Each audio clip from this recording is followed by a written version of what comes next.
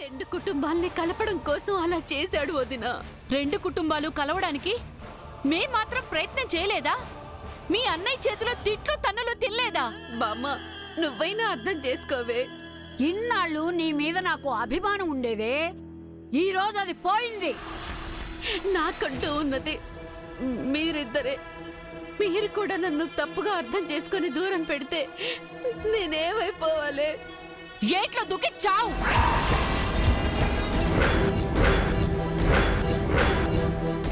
నీ కూతురి మెడలో వెయ్యబోయే మూడు ముడులు కుటుంబాలను కలిపే ముడుపులవుతాయని మా కొడుకు ఆలోచించాడే తప్ప అందులో ఇంకెలాంటి దురుద్దేశమూ లేదని మీరు తెలుసుకుంటే బాగుంటుంది.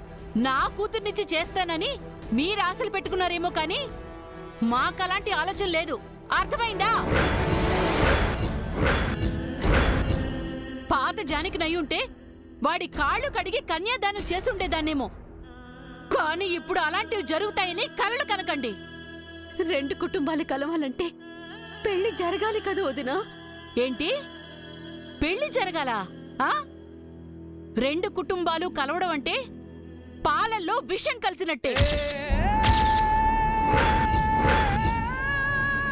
నేనంత అన్యాయం ఏం చేశాను వదినా? వైశాలి రెచ్చగొట్టి నా ఇంటి మీదకి పంపించటం అన్యాయం కాదా? నా కూతురెవరో తెలుసుకునే ప్రయత్నం చేస్తుంటే వైశాలి నోరు మోయించావు, అది తప్పు కాదా? నీ కొడుకుని పథకం ప్రకారం పంపించి మా అందరి మీద పెత్తనం చెలాయించేలా చేశావు, అది నేరేం కాదా? మాట్లాడవే. ఒక్కటి కాదు, ఇలా చెప్పుకుంటూ పోతే నువ్వు చేసిన పాపాలని చెప్పుకోవడానికి ఒక్క రోజు కూడా సరిపోదు. అయ్యో వదినా, ఇంత అన్యాయంగా నిందలు వేస్తావని నేను వదలు.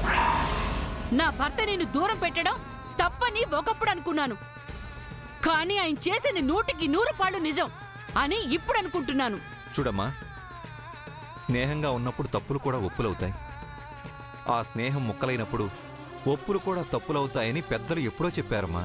ఓహో, తమరు నీతి కథలు మాకు చెప్పకండి. బడిలో పిల్లలకో, ఇంట్లో నీ పెళ్ళానికో, నీ కొడుకో చెప్పుకోండి. ఇది చాలా దారుణమమ్మా. మేం చేసిందే దారుణమైతే మా దగ్గర దాపరికమే మీరు చేసిన పెద్ద పొరపాటు. ఇప్పుడు చెప్తున్నాను వినండి.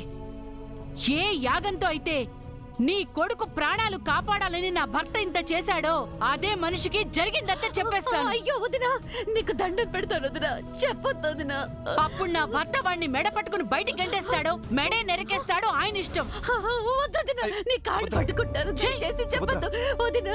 వదినా, నన్ను తాకే అర్హత కూడా నీకు లేదు. కాసేపట్లో మారణకాండ జరగబోతోందని రగులుతున్న ఈ మంటల మీద ప్రమాణం చేసి చెప్తున్నాను. ఈ రోజు నీ బిడ్డ అంతమైపోతాడు. వదినా. జానకి, పెద్దదాన్ని నేను చెప్తున్నాను, నా మాట విను. నువ్వు ఆవేశపడకమ్మా, నా మాట వినవే. నువ్వు వదలవు. ఇంకా ఆలోచించడానికి ఏమీ లేదు. ఈ రోజుతో వాళ్ళ కదో మన కదో ముగిసిపోయినట్టే. నా మాట వినవే.